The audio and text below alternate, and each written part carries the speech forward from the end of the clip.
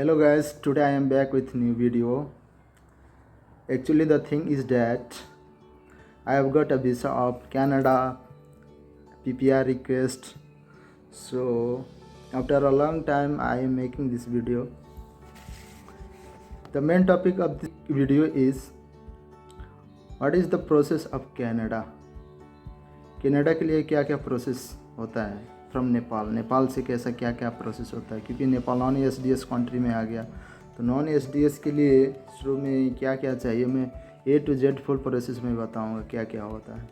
उसके बाद इस वीडियो के बाद मैं दूसरा वीडियो बनाऊंगा, उसमें मैं पूरा डॉक्यूमेंट भी अपलोड करूंगा क्या क्या डॉक्यूमेंट चाहिए। So let's start the video.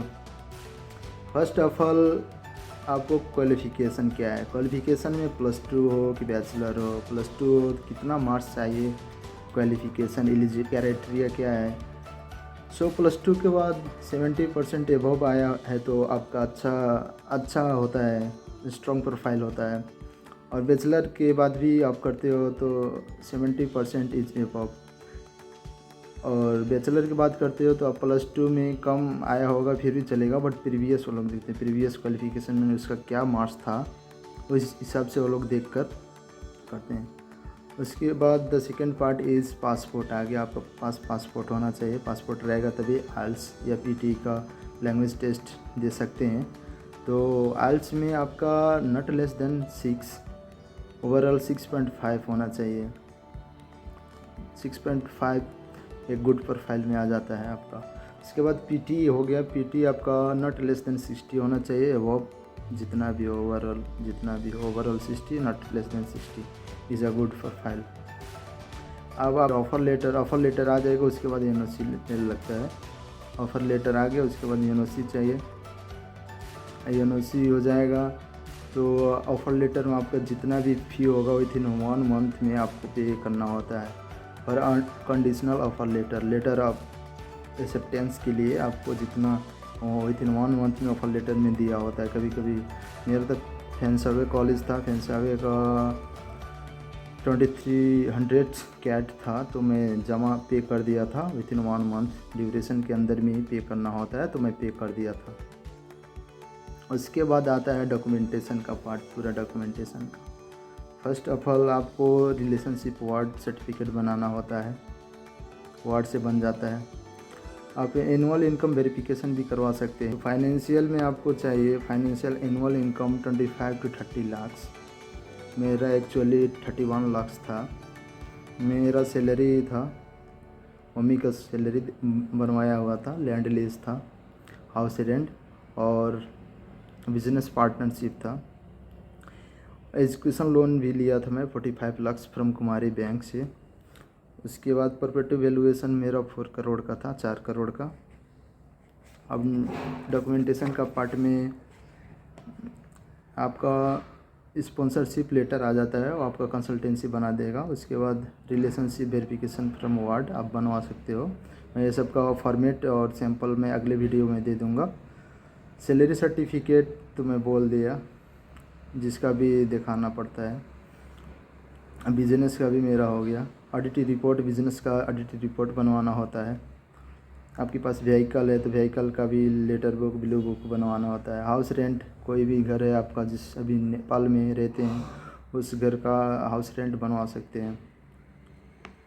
एक टैक्स क्लियरेंस सर्टिफिकेट होता है, वार्ड ऑफिस से बनवाना होता है। जो आपका प्रॉपर्टी है उसका टैक्स क्लियर हुआ है कि नहीं, जो आपका एनुअल इनकम है उसका टैक्स क्लियर हुआ है कि नहीं, एक टैक्स क्लियरेंस सर्टिफिकेट होता है। वो खास करके वो ऐसे एक फॉर्मेट होता है, एक पेपर होता है, पेपर डॉक्यूमेंट होता है, वो बना देंगे। 100-200 लेंगे वार्ड ऑफिस, उसमें कोई बड़ी बात नहीं है। एड्रेस वेरिफिकेशन होता है, उसका भी वही है, मैं फॉर्मेट सब दे दूँगा। वार्ड ऑफिस से एड्रेस वेरिफिकेशन करवाना होता है, वो अपनी साइबर कैफ़े में बनवा कर उधर जाकर प्रिंट आउट स्टैम्प सिग्नेचर करवाना होता है। 100-150 लेंगे उधर।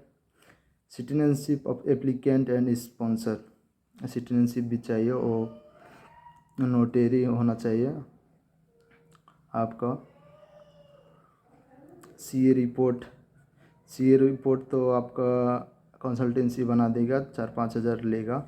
उसके बाद पेपर लोन आप बैंक से करवाना पड़ेगा। फाइनेंशियल पार्ट में पेपर लोन बैंक से करवाओ, चाहे 1 डे इनकम करवाओ,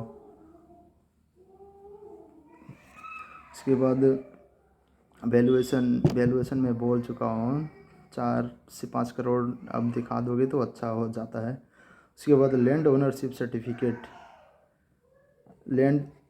सर्टिफिकेट को भी नोटरी करवाना पड़ेगा, प्लस ट्रांसलेशन प्लस नोटरी करवाना पड़ेगा। जो नेपाली डॉक्यूमेंट होगा उसको सबको ट्रांसलेशन प्लस नोटरी करवाना होगा। तो उसका 400-500 रुपये लेते हैं वो लोग। और स्टेटमेंट ऑफ पर्पज़ भी बनाना पड़ेगा आपको, एकदम अच्छा स्ट्रॉन्ग इंग्लिश के साथ में, नहीं कि ऐसे टूटी फूटी इंग्लिश में नहीं, रिजेक्ट हो जाता है। मेन एसओपी ही होता है जो आपको प्रोफाइल एक अच्छी रिफ्लेक्ट करता है। तो आप एसओपी स्ट्रॉन्ग बनाएं। सीवी भी बनाना पड़ता है, आपका सीवी क्या है, अभी क्या कर रहे थे, प्रीवियस में जॉब कर रहे थे कि स्टडी कर रहे थे, क्या कर रहे थे। सीवी भी एक अच्छा होता है, उसमें आप पीटी भी इंक्लूड कर सकते हैं, पीटी किए होंगे तो, और आइल्स किए होंगे तो आइल्स भी इंक्लूड कर सकते हैं। फ्लाईओवर रिसिप्ट चाहिए। फ्लाईओवर रिसिप्ट मतलब क्या होता है, आप जो फी पेमेंट किया है 1 ईयर का, उसका रिसिप्ट चाहिए तो भी चाहिए। एनओसी मैंने बोल चुका हूँ, एनओसी होता है बैंक ट्रांसफ़र, मनी ट्रांसफ़र करने के लिए एनओसी काम में आता है, तो एनओसी भी चाहिए। पुलिस रिपोर्ट चाहिए, पुलिस रिपोर्ट आप बना सकते हैं, इजी होता है पुलिस रिपोर्ट बनाना, कोई बड़ी बात नहीं है। आइल्स पीटी रिपोर्ट भी चाहिए। एकेडमिक डॉक्यूमेंट्स में आपका एसएलसी मार्कशीट चाहिए, कैरेक्टर सर्टिफिकेट चाहिए। एसएलसी जितना तीनों होता है, migration, character plus SLC marksheet होता है, वो चाहिए। और 12 का आपका ट्रांसक्रिप्ट चाहिए, कैरेक्टर चाहिए, माइग्रेशन प्लस प्रोविजनल चाहिए। उसके बाद आप बैचलर भी करके जा रहे हैं तो बैचलर का भी सेम वही चाहिए। और बैचलर का रिकमेंडेशन लेटर चाहिए आपको, कॉलेज से 2 रिकमेंडेशन लेटर, वो आप ही बना सकते हो उसका फॉर्मेट में, जैसा होता है आपका कॉलेज का फॉर्मेट। कॉलेज नहीं बना कर दे रहा तो आप ही बना सकते हैं, मेरा तो मैं अपने ही बनाया था। उसके बाद वर्क सर्टिफिकेट चाहिए, आपका वर्क एक्सपीरियंस है तो आपका वर्क एक्सपीरियंस सर्टिफिकेट चाहिए, क्योंकि आपको 1-2 साल गैप है आपका पढ़ाई क्वालिफ़िकेशन के बाद में, आपका एकेडमिक के बाद में। उसके बाद आपको वर्क एक्सपीरियंस सर्टिफिकेट भी चाहिए। उसके लिए आपको नहीं है आपके पास, ऐसे घूम रहे हैं तो आप अपने ही बना सकते हैं, बट जेन्युइन होना चाहिए, जेन्युइन दिखना चाहिए। एडिशनल सर्टिफिकेट ऐसे कुछ भी नहीं है। नेम वेरिफिकेशन चाहिए आपका, डिजिटल फ़ोटो चाहिए, फ़ोटो जाकर खिंचवाना हो। So this is the document you have to submit for Canada visa processing. अब प्रोसेसिंग पहले क्या होता है, अप्लाई फॉर ऑफ़र लेटर होता है। उसके बाद ऑफ़र लेटर जब आ जाता है आपका तो ट्यूशन पे करना होता है, ट्यूशन पे कर देते हो। उसके बाद आप डॉक्यूमेंटेशन के पार्ट में आ जाते हो, फाइनलाइज डॉक्यूमेंट्स। पूरा डॉक्यूमेंट आपको फाइनलाइज हो जाएगा, अच्छे से 2 बार 3 बार चेक कर लेना, रीचेक कर लेना। उसके बाद वीज़ा के लिए अप्लाई कर देना।